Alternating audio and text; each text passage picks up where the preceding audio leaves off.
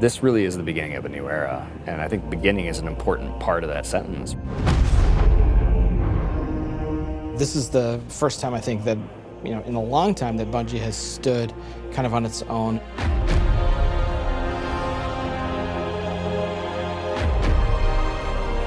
And we're self-publishing. It's a really big deal.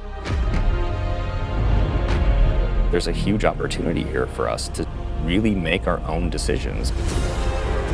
It's a turning point for us. We are in charge of our own destiny. It's empowering and terrifying at the same time. There are only two groups who are going to decide what happens to Destiny next: Bungie and the players who play Destiny.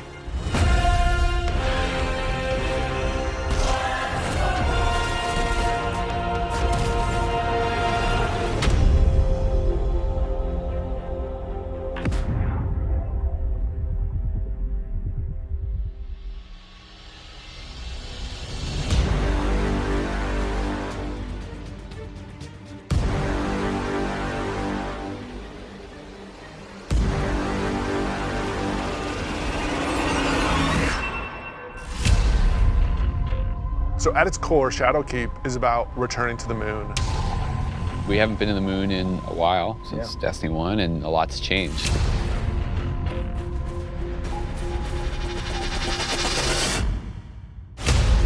When you go back, it isn't exactly what you thought it was. There's like huge cracks ripped into it. There's a weird scarlet fortress. And so the context of the moon has been updated entirely. This isn't just about the hive anymore. It's about something else, something terrifying.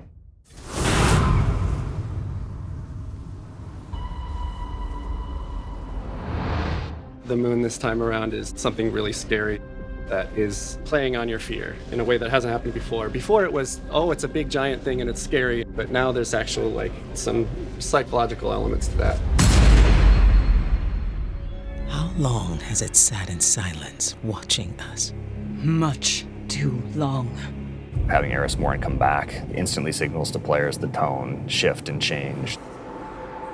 There's an undertone of threatening and psychological horror. You're all insufferable! We want to tap into what makes Guardians afraid. What are their worst fears? Shadowkeep refers to the things that Eris unleashed on the solar system. Nightmares are manifestations of a Guardian's past. What if the villains that you thought were well into the ground actually weren't, and they were being resurrected by the darkness? Eris is trying to figure out how she unleashed this kind of madness, and so she needs your help.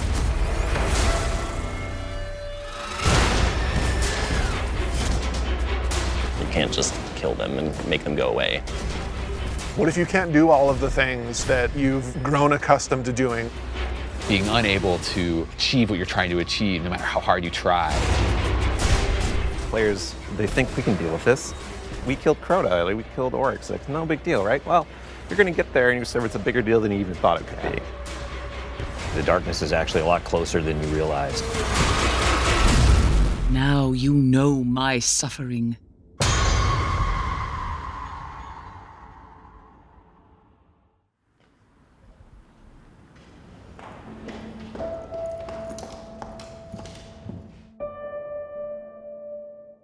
It's been a year, basically, of just a constant two-way dialogue with all of our passionate players. Under it or on the sides of it more? The number of green. That's really informed what it is that players want out of the Destiny game and how we're evolving, not just the story of the world, but what happens to you as a Guardian. Like the thing that was supposed to blow you back or whatever, it's related to acceleration. A bunch of the work that we're doing is about adding depth to the character sheet. The teams are thinking about how do we want to evolve armor, get more stats into the game, get more player customization. How can we get the depth of pursuit for how you want to play with this awesome character you've been building now for, some of us 5 years. And completely new ways of deepening the character RPG that we all know and love and want to be better.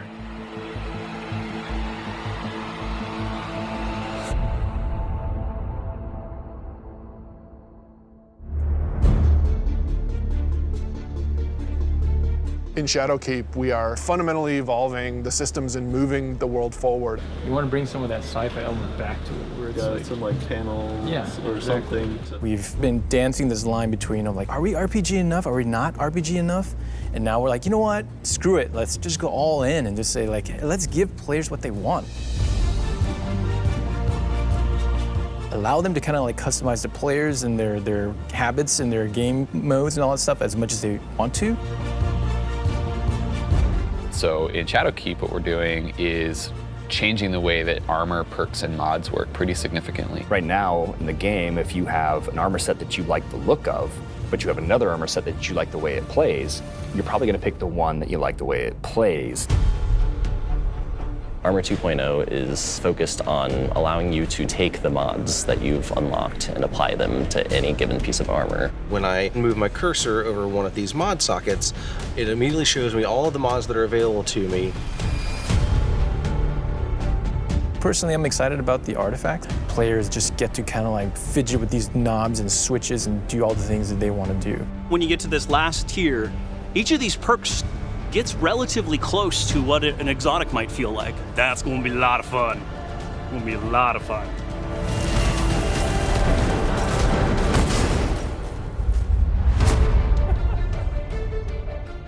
Finishing moves are a new thing for Shadowkeep. What's your favorite? I mean, there's some crazy ones. For the hunter, this awesome flourish where he actually does like spin in front of him, has two knives, and then just hits. I was like, what the heck? Like, what game is this? Yeah, Titan finisher. He jumps in the air, pulls back, looks at his fist, and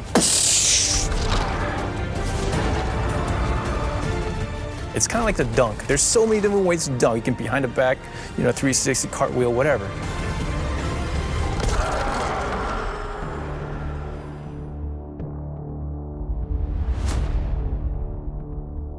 We're in the playtest lab every day, trying to figure out what's good for the game, what do people want, what have they been asking for, trying new ideas. So I want to try, I added radar hiding. Let me know how it feels to get shot by the heavy bow.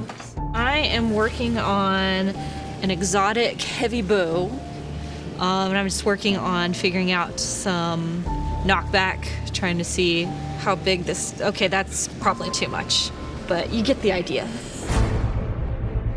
This is an exotic trace rifle. Fire it on an enemy and it creates a big old crit spot.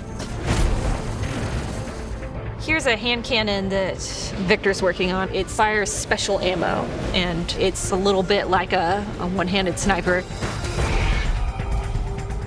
Like, it's actually our only hand cannon with a scope on it. Right now, it kind of lights you on fire if you keep firing it too much. We'll see. Some people like it, some people are kind of but we'll hammer it all out.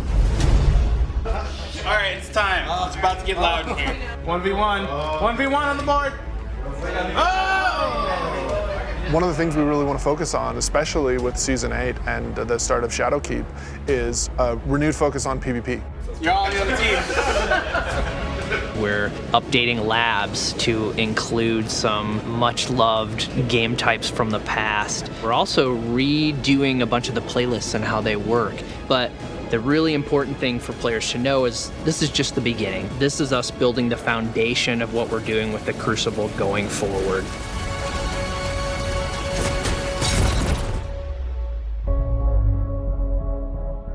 Previously, you would have a 20, 40, 60-hour climb before you could do what's considered in-game content. And now you can pretty much do that immediately.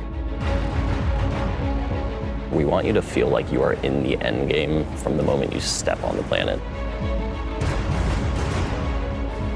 Leveling up your Guardian and becoming more powerful, overcoming dungeons, overcoming raids. For the raid, we had multiple destinations that we were considering, and Black Garden was like immediately top of the list. And everyone was like, yes, and I was like, yes, that's the one I wanted.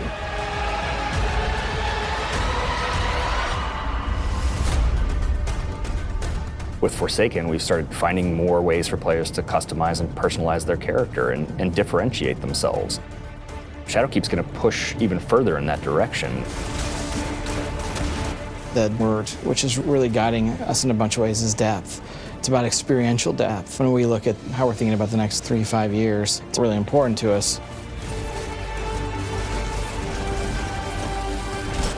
It's cool to have a game that you can invest in with your friends, tweak your monster killing machine and make it 2% better every weekend, doing different things and figuring out how to craft this perfect build that you feel like is your own. Like, that is cool. There's nothing nerdy about it. We're like happy to own that. We're gonna stand on that corner.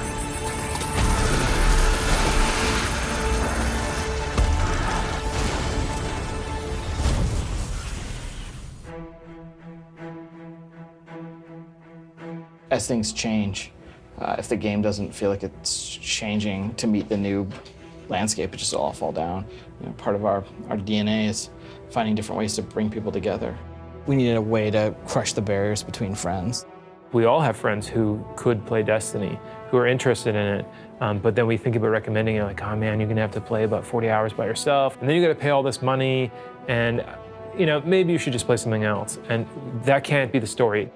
We need an entry point for your friends to be able to get into Destiny.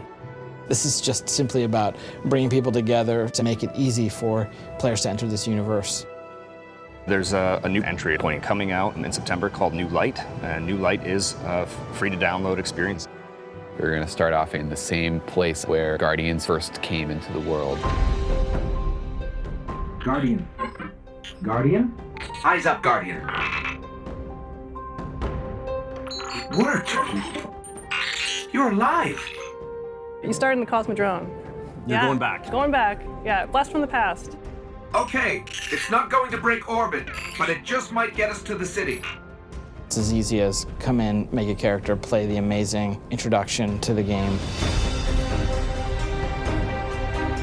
and then land in the tower. And then we'll set them loose to open up the world as they see fit. And have sort of an array of potential in front of you. You can just start playing the game and get into some of the same activities that your friends might be playing. The campaigns from D to Year One, the Red War, Curse of Osiris, and Warmind. Every world we have will be available for them to explore and to free roam and to do bounties on. Every cooperative strike, whether they're playing with friends or matchmaking, every competitive multiplayer map. The D2 Year One raids like Leviathan. Full access to Gambit, the hybrid mode that we have. All these things are available to them for nothing.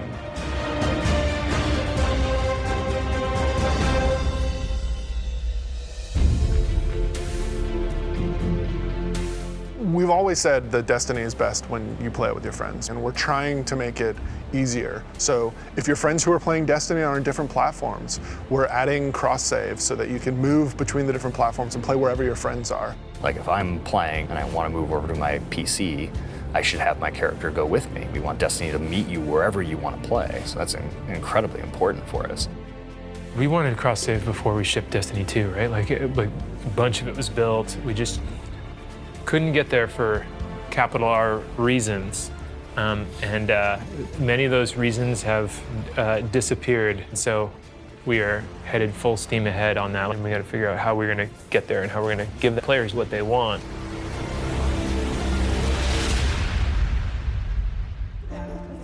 As culture as we can get. Thanks, buddy. Our original vision for Destiny was a world that would evolve and change. We're leaning really hard into that because we believe that's where the future of Destiny is. The long horizon for Destiny is to become an evolving world. You know, you're going to tune in to see what's going to happen next. We can completely build Destiny in the vision that we want it to be in, a vision that isn't dictated by a commercial model or a business plan, but our creative vision and what we want to do for our players and what they want us to do with Destiny. We feel like our work isn't done. We have a series of missions that we need to finish before I think we have Destiny in the place that it needs to be, and we're back to, I guess, finish the fight, so to speak.